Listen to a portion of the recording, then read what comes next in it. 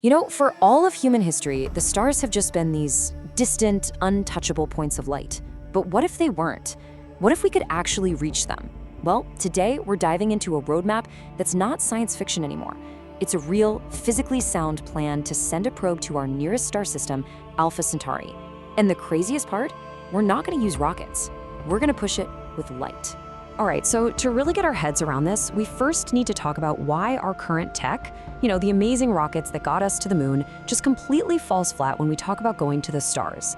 It all comes down to some really unforgiving physics. Traveling to the stars, it's been one of our biggest dreams forever, right?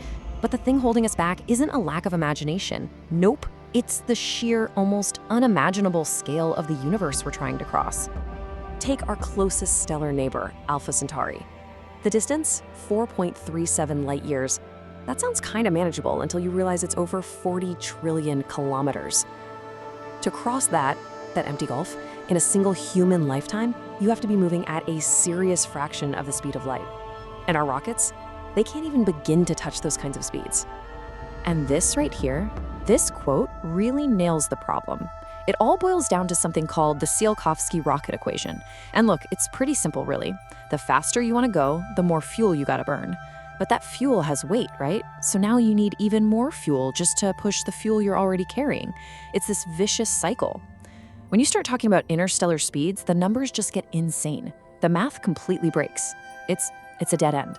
So if carrying all that fuel is the fundamental problem, what's the solution? Well, the answer, and this is the core idea behind projects like Breakthrough Starshot, is both totally radical and kind of brilliant. You just leave the engine and the fuel behind. Okay, picture this. The concept is actually beautiful in its simplicity. Instead of a big, heavy rocket engine, you have this tiny, ultralight sail just floating in space. And then, from right here on Earth, you aim a massive, super powerful laser right at it. And the light itself, the pure pressure from countless photons hitting that sail, is what pushes it. That's the engine. And it can accelerate that little sail to absolutely unbelievable speeds. And look, when I say massive and powerful, I really, really mean it. To get one of these little probes up to 20% of the speed of light, the plan calls for a laser array that can pump out 100 gigawatts. That is a truly astronomical amount of power. So what does 100 gigawatts even mean?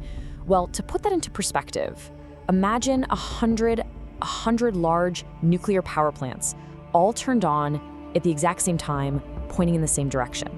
Or think about this, it's double the peak electrical power ever used by the entire state of California at once. We are talking about an engineering challenge on a planetary scale here. But here's the good news. We don't have to just, slip a switch and build this monstrous thing all at once. The technology is scalable. You can see it in this cost model here. We can start small, with like a 16 kilowatt test facility in a lab. Then we can walk by building a slightly bigger one to send probes around our own solar system. And only then, once we've proven everything out, do we run and commit to building the full 100 gigawatt beast for interstellar travel. Okay, but here's the thing. Building that giant laser, as hard as that sounds, isn't even the hardest part of the problem. For years, there was this one little physics problem that seemed to make the entire idea completely impossible, a total deal breaker. That is, until a very recent breakthrough just changed everything. So here's the challenge. It's called beam riding stability, and it's a nightmare. Imagine you're trying to balance a dinner plate on the very tip of a needle. Now imagine that needle is a laser beam, and you're trying to do it from millions of kilometers away. Any tiny little nudge, any slight imperfection, and that sail just tumbles right off the beam. Mission over. For decades, that was the problem no one could solve. This idea of light sails, it's not brand new. People were kicking it around back in the 80s. But that stability problem was always the brick wall. Then, April 2026, researchers at Texas A&M demonstrate something they called metajet propulsion. And just like that, everything changed. This was the aha moment the whole field was waiting for. And here's the really elegant part. They didn't solve it by adding a bunch of complex sensors or tiny little thrusters. No, they solved it by inventing a whole new kind of material. It's called an optical metasurface. And this thing is not just a shiny mirror. It's a surface that's covered in billions of microscopic silicon pillars, each one engineered to grab onto light and manipulate it in some really incredible ways. So how on earth does that work? Well, it's like this.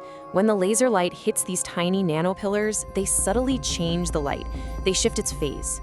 Now, that change in the light's momentum actually creates a tiny little force. And here's the genius part. They arrange these pillars in very specific patterns. So if the sail starts to drift even a tiny bit off center, the material itself generates a corrective push to the side, automatically nudging it right back to the middle of the beam. It's a self-stabilizing sail. No computers, no thrusters, no moving parts. The fix is literally baked into the material. Okay, so with that absolute beast of a physics problem finally solved, the door just flew wide open. Now we can actually start designing the real interstellar spacecraft. And scientists are calling it the StarChip. And get this, the entire spacecraft weighs about a gram. That's it. And on that single gram, you have cameras, processors, tiny photon thrusters to adjust its angle, and even a 150 milligram atomic battery that can power the whole thing for the 20-year trip. It's literally a full robotic probe on a single chip. But okay, here's the next how is this even possible question. How do you send pictures back from 4.37 light years away with basically no power? Well, the simple answer is you can't. So they came up with something brilliant. The probe turns its own sail, that big 4-meter sail, into a giant communications dish. It focuses its tiny onboard laser back towards Earth. Now, the data rate is painfully slow, like dial-up modem slow. So an onboard AI has to look at all the data it collects and decide which single image or piece of data is the most important one to send back home. Now that 20-year journey is gonna be treacherous. I mean, you're moving at 20% the speed of light. Hitting a single speck of dust at that speed, well, it's like a tiny bomb going off. It would just vaporize the probe. So, the strategy to deal with that is twofold. First, they put a thin shield of beryllium copper in front of the important bits. And second, you don't just send one, you send a whole swarm, maybe 1,000 of them, accepting that a lot of them aren't gonna make it. It's pure safety in numbers. So now that we have this credible roadmap, you start to realize this technology opens up a whole new universe of missions. It's not just about getting to Alpha Centauri anymore. This is a whole new capability for humanity. Now, we do need to remember the trade-off here. To get there in just 20 years, this probe has to scream past Proxima Centauri at 60,000 kilometers a second. To give you an idea of how fast that is, it would cross the entire distance from the Earth to the Moon in just 6 seconds. So this isn't a long, detailed study. It's a flyby, a very, very fleeting glance. But this is where it gets really mind-blowing. That same 100-gigawatt laser can be used for completely different types of missions. We could, for example, launch probes that travel slower. Maybe they take 100 years to get there, but because they're slower, they can actually break and go into orbit around an exoplanet.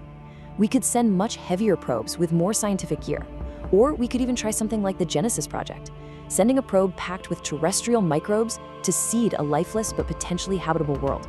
So what this all means is that the physics, the engineering, it's all finally starting to click into place. For the first time in human history, we have a viable step-by-step plan to actually reach another star system. This tech doesn't just unlock one mission, it unlocks a whole spectrum of futures for us, from super-fast flybys to actually seeding life on other worlds. So the big question really isn't, can we do it anymore? The question is, now that we have the roadmap, what kind of future are we going to choose to launch?